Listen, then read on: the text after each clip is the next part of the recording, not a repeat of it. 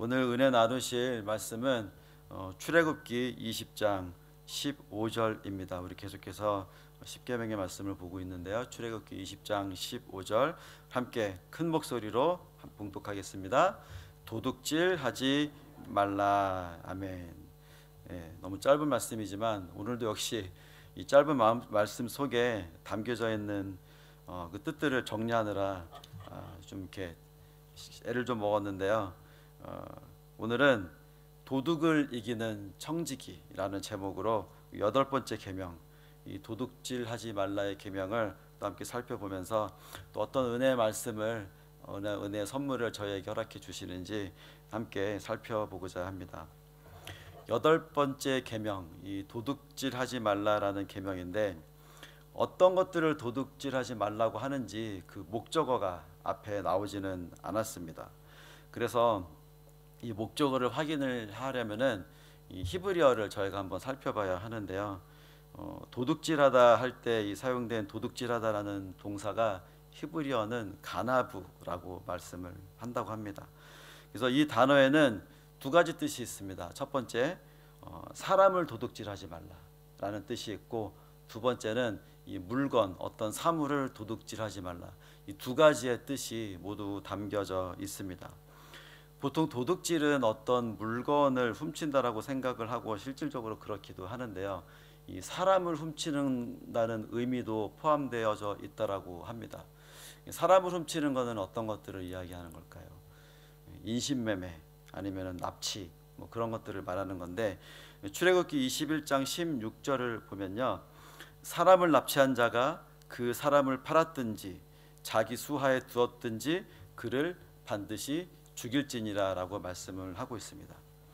이 8계명은 우선 이스라엘 사람들의 자유를 박탈해서 노예화하는 그 행위를 금하고 있습니다. 그러니까 인간을 도둑질하는 행위, 뭐 인신매매나 아까 말씀드렸던 유괴, 이런 행위들을 금하고 있는 것을 볼 수가 있는데요. 그와 동시에 물질에 대한 이야기도 하고 있습니다. 출애굽기 22장 7절을 보면 사람이 돈이나 물품을 이웃에게 맡겨 지키게 하였다가 그 이웃 집에서 도둑을 맞았는데 그 도둑이 잡히면 갑절을 배상할 것이요 라고 이렇게 말씀하고 있습니다. 그래서 물질도 말씀하고 있는 것들을 보고 있습니다. 그래서 이 근본적인 이 8계명에서는 8계명의 의미는 이 첫 번째, 사람을 유괴하고 또 인신매매하는 행위, 이 사람에 관련된 것들을 훔치는 것을 금하고 있는 것이고요. 또 하나는 일상적인 우리의 삶에서 일어날 수 있는 절도 행위를 금하고 있는 것들을 볼 수 있습니다. 그럼 이 절도 행위, 이 도둑질하는 것에 대한 처벌을 어떻게 하고 있을까요?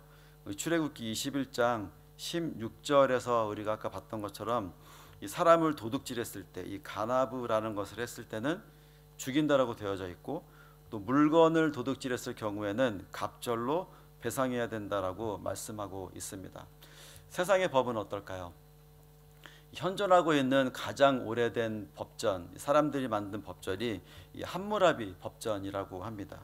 이 법전을 보면 이 강도뿐만 아니라 도둑질을 한 사람도 죽이라고 되어져 있습니다.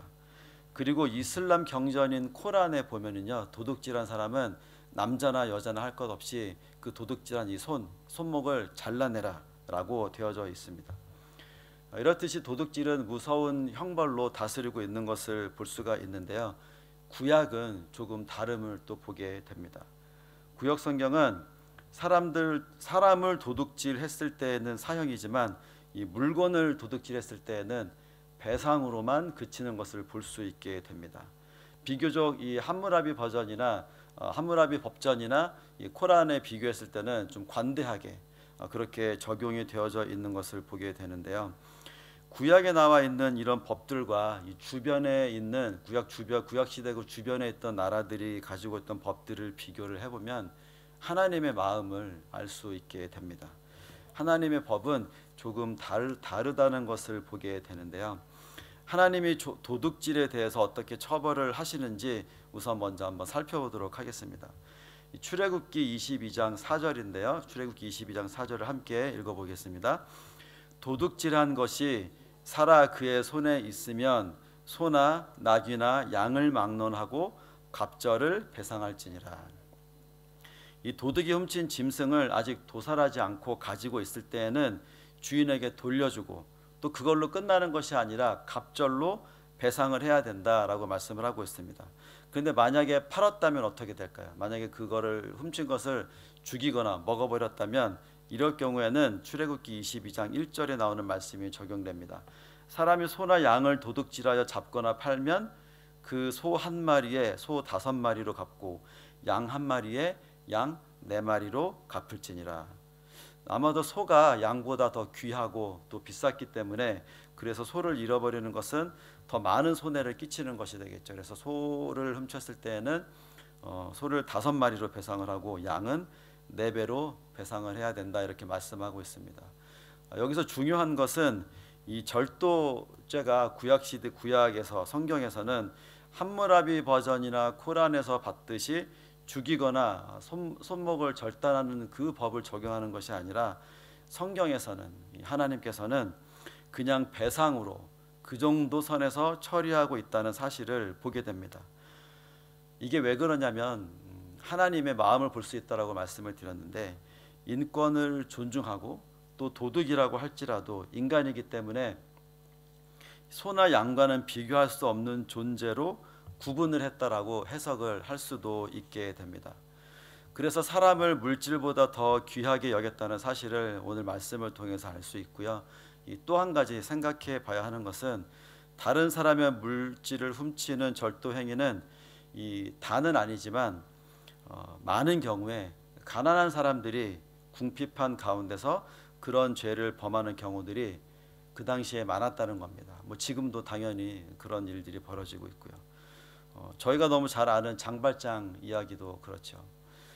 가난한 사람들이 그 가난을 이기지 못해서 남의 물건에 손을 대었을 때에 함무라비 법전을 적용하거나 또 코란을 적용한다라고 하면 죽여야 하고 손목을 잘라야 하는데 이건 너무 가혹한 그런 형벌이 하나님의 시각으로 봤을 때는 인간들에게 적용이 되어지는 것이었고 또 도둑이라고 할지라도 피치 못할 사정이 분명히 있을 텐데 그런 것까지도 하나님은 이 구약시대 하나님은 염두에 두고 계셨다라는 것을 오늘 말씀을 통해서 보게 됩니다.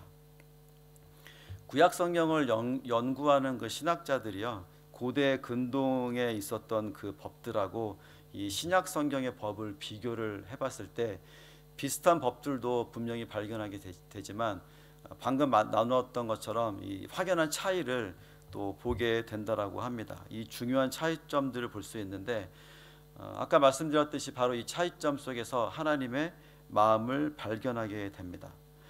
물건보다 인간을 더 소중하게 생각하고 계시는 하나님.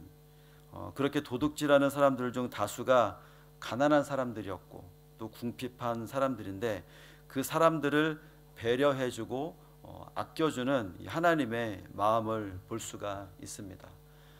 그런데 그 도둑질이 물건이 아니라 이 사람이 대상이 되어졌을 때는 가차없이 하나님도 엄한 벌을 적용하는 것들을 아주 심하게 적용하는 하나님의 모습을 보게 되는데요. 출애굽기 21장 16절인데 21장 16절을 함께 읽어보겠습니다. 사람을 납치한 자가 그 사람을 팔았든지 자기 수하에 두었든지 그를 반드시 죽일지니라. 아주 엄하게 다스리시는 하나님을 보게 되는데요. 사람을 납치하는 사람을 도둑질하면 그리고 사람을 팔았든지 인신매매를 했든지 아니면 자기 수하에 마음대로 노예로 삼았든지 했다면 그를 반드시 죽일지니라 라고 말씀하고 있습니다. 그러니까 사람을 훔치는 것과 다른 그 물건을 훔치는 것을 구분했다라는 사실을 보게 되고요. 지금까지 말씀을 보면 하나님은 인간의 생명을 아주 중요하게 생각했다라는 것 또한 알 수 있게 됩니다. 또 다른 한 가지 우리가 기억해야 되는 것은 이 나누지 않는 것도 도둑질이라는 겁니다. 하나님의 마음이 어디에 있는지 너무 잘 아시지 않나요? 가난하고 고아 그리고 과부 그런 소외된 사람들에게 하나님의 마음이 있는 걸 저희가 너무나 잘 알고 있는데 오늘 말씀도 동일합니다. 가난하고 소외된 이웃과 나누지 않는 것 그것 또한 도둑질이다라고 말씀하고 있습니다. 이 나의 손에 우리가 가지고 있는 이 재물이 쌓일 때 이 재물이 없어서 이 생사의 갈림길에 서 있는 사람들을 우리가 떠올릴 수 있어야 한다라는 겁니다. 엄청 도전이 되는 이 말이 있어서 소개를 해드리고자 합니다. 한번 잘 들어봐 주십시오.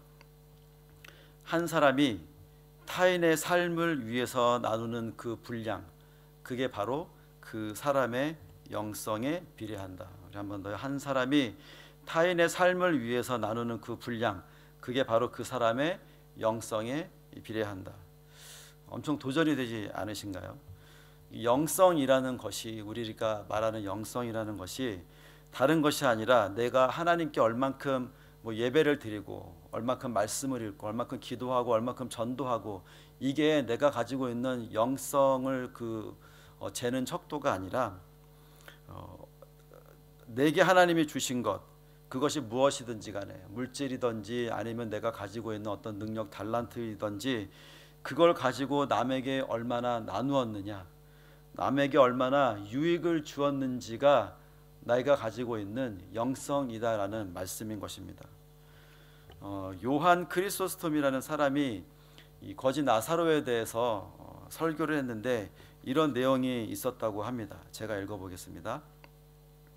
가난한 자들과 더불어 우리의 물건을 나누지 않는 것은 가난한 사람들에게서 도둑질을 하는 거고, 가난한 사람의 목숨을 빼앗는 것과 같습니다. 우리가 가지고 있는 물건은 우리가 소유가 아니라 그들의 소유입니다. 설명이 필요 없을 것 같습니다. 모든 재물은, 우리가 가지고 있는 모든 그런 재물들은 하나님의 선물입니다. 하나님이 주신 그 선물은 나 혼자만 독식하라고 주신 선물이 아닐 것입니다. 그렇죠. 그래서 신명기 15장 4절을 보면은 이렇게 말씀하고 있습니다.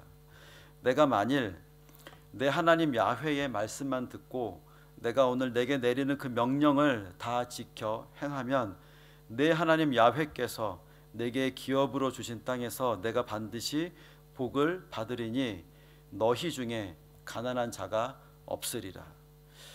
하나님이 주신 우리 이 말씀만 순종하고 올바르게 살아간다라고 하면 우리 가운데 가난한 자가 없을 것이라고 말씀해 주고 계십니다.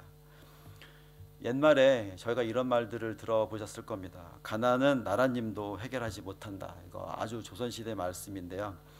이건 내가 뭘 어떻게 해서 가난이 해결되겠어라는 그런 의미를 가지고서 하는 말일 텐데, 어쩌면 가난은 지구 종말 때까지 계속 되어질 수도 있을 수도 모르겠습니다. 그리고 또 그런 이유 때문에 이 가난의 문제는 이 사람, 우리 인간의 몫이 아니라고 생각하기가 쉽고요. 그런데 하나님은 그럼에도 불구하고 또 그렇기 때문에 더욱 가난한 자들에게 손을 펴라 라고 말씀하고 있습니다. 그래서 우리는 못합니다, 그렇기 때문에 우리가 할 필요가 없습니다 라고 아니라 반대로, 그러니까 너희가 더 끝까지 너희 손을 펴서 가난한 사람을, 소외된 사람을, 궁핍한 사람들을 돌봐야 한다라고 말씀을 하고 계시는 겁니다. 신명기 15장 1절에 그런 말씀이 나오는데요. 우리가 함께 읽어보도록 하겠습니다. 15장 11절입니다. 땅에는 언제든지 가난한 자가 그치지 아니하겠으므로 내가 내게 명령하여 이르노니 너는 반드시 내 땅 안에 내 형제 중 곤란한 자와 궁핍한 자에게 내 손을 펼지니라. 아멘. 곤란한 자와 궁핍한 자에게 내 손을 펴라라는 말씀인데요. 우리 모두가 이 세상에 가난을 해결할 수는 없을 겁니다. 당연한 거고 또 안타깝지만 현실이기도 합니다. 우리의 주변을 살펴봐서 우리의 도움이 필요한 사람이 있다면 작은 것이라도 도움을 주어라라는, 그게 오늘 우리에게 도전해 주시는 말씀이고, 또 우리가 세상을 변화시키는 수는 없지만 한 사람의 세상은 바뀔 수 있지 않겠느냐라는 그 말씀이신 겁니다. 한 사람의 세상을 바꾸는 겁니다. 내 눈에 보이는 한 사람, 하나님이 나에게 보여주신 그 한 사람의 세상을 우리가 돕는 것으로 인해서 우리가 하나님 우리에게 주신 그 능력을 흘려보내는 것들을 통해서 그 한 사람의 세상을 바꿀 수 있다라는 사실을 깨닫게 해주시고 계십니다. 저희 교회 성도님들은 이 컴패션이라는 재단을 통해서 아이들을 돕는 사역을 많이 하고 계십니다. 정확하지는 않지만 500명에서 600명 정도, 더 그 이상이 될 수 있을 것도 같습니다. 저희 가정도 또 아이가 3명이다 보니까 우리 영적인 아이들 3명을 품자, 그래서 3명의 아이들을 후원하고 있는데요. 오늘 나눴던 말씀에 비춰보니까 저희 가정이 새 아이들의 세상을 바꾸고 있는 것이고, 또 저희 교회는, 우리 교회 성도님들은 500명, 600명이나 되는 그 아이들의 세상을 바꾸고 있는 거라고 말씀을 드릴 수 있을 것 같습니다. 정말 너무 귀한 일인 것 같습니다. 우리가 말씀을 통해서 또 한 가지 기억되어졌으면 하는 것이 있는데, 이 나누지 않는 것도 도둑질이라고 했잖아요. 근데 내가 가지고 있는 나의 모든 물질, 나의 재정, 나의 재산, 이것도 나의 것이 아니라는 사실입니다. 내가 가지고 있는 나의 것이 모두 내 것은 아니다라는 말인데, 조금 더 우리에게 친숙한 단어로 표현을 한다면 청지기의 정신이 필요하다라는 말씀입니다. 소유물에 대한 청지기 정신, 우리가 소유주, 주인이 아닌 거죠. 신명기 8장 17절의 말씀입니다. 신명기 8장 17절 함께 읽어보겠습니다. 그러나 내가 마음에 이르기를 내 능력과 내 손의 힘으로 내가 이 재물을 얻었다 말할 것이라. 내 하나님 야훼를 기억하라. 그가 내게 재물 얻을 능력을 주셨음이라. 이같이 하심은 내 조상들에게 맹세하신 언약을 오늘과 같이 이루려 하심이니라. 아멘. 이 말씀을 보면 이스라엘 백성들이 이제 광야 생활을 마치고 가나안 땅에 들어가는데, 우리가 잘해서 우리가 전쟁을 이겼기 때문에 내 능력과 내 손으로 얻었다라고 이야기할 수 있는 그런 상황인 거죠. 그런데 오늘 말씀에 보니까 그게 아니라 하나님이 말씀하시기를 내 그 재물 얻을 능력은 내가 너희에게 준 것이다라고 말씀하고 있습니다. 시편 50편 10절에서 12절을 제가 읽어보겠습니다. 이는 삼림의 짐승들과 무산의 가축이 다 내 것이며 산의 모든 새들도 내가 아는 것이며 들의 짐승도 내 것이미로다. 내가 가령 줄여도 내게 이르지 아니할 것은 세계와 거기에 충만한 것이 내 것이미로다. 하나님이 말씀하시는 게 이 세상의 모든 만물들이 다 내 것이다라고 말씀을 하고 있습니다. 그러니까 우리가 보는 것은 모두가 하나님의 것인데요, 그 중에서 어떤 사람에게는 저것을 주었고 어떤 사람에게는 이것을 주어서 살아가게 해주시는 거죠. 저희들에게 빌려주신 겁니다. 하나님이 그래서 부르실 때에는 어떻게 해야 될까요? 다 놓고 다시 하나님께 돌려드리고 저희는 천국으로 올라가는 거죠. 이 나의 것 전부가 다 하나님의 것이고, 또 나에게 맡겨주신 것들은 누군가에게 이 하나님의 뜻에 따라서 나누어야 하는 그 몫이 그 안에, 우리에게 허락해 주신 그 재물들 안에 포함이 되어져 있다라는 말씀을 오늘 저희들에게 해주시는 것 같습니다. 다시 말하면 하나님이 다른 이들과 나누라는 목적으로 우리에게 잠시 맡겨 놓으신 그런 물질들이 있다라는 사실을 꼭 기억해야 하고요. 그리고 주인으로 우리에게 주신 것이 아니라 청지기로서 저희들이 그 모든 물질들을, 재정들을 잘 지켜야 하고, 또 그 청지기 정신을 가지고 있으면 내 것이 아니기 때문에 또 언제든지 하나님이 이거 누구한테 좀 나눠줄래? 라고 우리들에게 그런 마음들을 허락해 주신다라면 고민하지 않고 또 쉽게 나누어 줄 수 있게 된다라는 것입니다. 사도 바울이 재물과 관련해서 저희들에게 이런 가르침을 주셨습니다. 디모데전서 6장 6절부터 8절까지의 말씀인데요, 함께 읽어보겠습니다. 자족하는 마음이 있으면 경건은 큰 이익이 되느니라.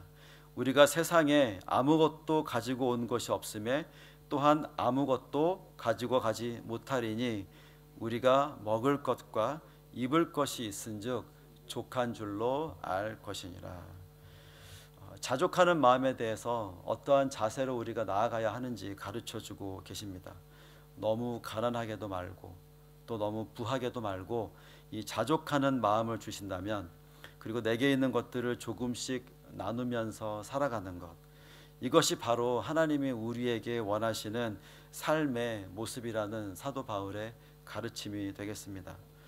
그래서 하나님께 더 많은 것을 달라고 하는 기도도 중요하지만 더 많은 것들을 나눌 수 있게 해달라는 기도가 훨씬 더 중요합니다. 그리고 또 한번 생각해 보면 더 많은 것들을 나눌 수 있어야 하면 어떻게 되어져야 할까요? 더 많은 것들을 하나님이 주셔야지만 가능한 겁니다. 그렇죠? 제가 재정부를 한 3년 정도 섬겼는데요. 그 재정부를 섬기던 시절에 헌금 봉투를 정리하다 보면은 이 성도님들의 기도 제목을 볼 수가 있었습니다. 이 헌금 봉투를 정리하던 저만이 누릴 수 있었던 특권이기도 했는데요. 그 헌금 봉투에 쓰여 있던 기도 제목과 감사의 제목들이었었는데 혼자 그 제목들을, 감사의 제목들을 읽고 또 기도 제목들을 읽다가 눈시울이 붉어진 적들도 많이 있었습니다. 그 중에 아직도 기억에 남는 기도 제목이 있는데요. 11조 봉투였고 이렇게 쓰여져 있었습니다. 더 드리게 하소서. 이제 그 당시에는 와, 이 집사님 믿음 너무 좋으시다 그렇게 생각을 했었는데 나중에 지나고 보니까 이 집사님 너무 지혜로우신 거예요. 더 드리려면 아까 말씀드렸듯이 하나님이 더 부어주셔야 하는 거죠. 근데 또 저희가 기억해야 할 것이 더 벌기 위해서 더 드리게 하세요. 이게 그 목적이 되면 안 된다는 걸 또 기억을 하셔야 되겠습니다. 마지막으로 에베소서 4장 28절을 함께 읽어보고 말씀을 마쳤으면 합니다. 에베소 4장 28절입니다. 도둑질하는 자는 다시 도둑질하지 말고 돌이켜 가난한 자에게 구제할 수 있도록 자기 손으로 수고하여 선한 일을 하라. 도둑질하는 자는 도둑질을 하지 말라라고 말씀하고 있습니다. 지금까지 나눴던 말씀들이 우리 삶에 적용되어지지 않고 있었다라고 하면 어떻게 보면 도둑질하는 것이겠죠. 돌이켜라라고 말씀을 하고 있고, 가난한 자에게 구제할 수 있도록 다른 사람의 손을 빌리지 말고 다른 사람의 물건을 도둑질하지 말고 내가 수고한 것으로, 그렇게 해서 얻어진 것으로 선을 행하라라고 말씀하고 있습니다. 말씀을 정리해 보겠습니다. 우리의 재물은, 우리가 가지고 있는 재산은 소유하기 위해서가 아니라 가난한 자를 위해서 우리에게 허락해 주셨다라는 것을 반드시 기억해야 되겠습니다. 또 내가 가진 물질과 재능은 약자들을, 가난한 사람을 도와주기 위해서 또 그들을 구원하기 위한 것이다라는 사실도 깨닫게 해주셨습니다. 그래서 오늘 함께 나누었던 말씀처럼 우리의 주변에 기회가 있을 때, 또 하나님이 보게 하셨을 때, 만나게 하셨을 때 나눌 수 있는 삶을 살아가는 것이 우리가 나누은 제8계명, 이 도둑질을 하지 말라라는 그 말씀을 지키는 것이고, 그런 사실을 깨닫는 이 새벽이 되었으면 좋겠습니다. 그리고 우리에게 허락해 주신 이 물질에 대해서 청지기 정신을 가지고 살아나가자고 또 다짐해 보는 그런 새벽이 되어지기를 간절히 소망해 봅니다. 아멘. 기도하겠습니다.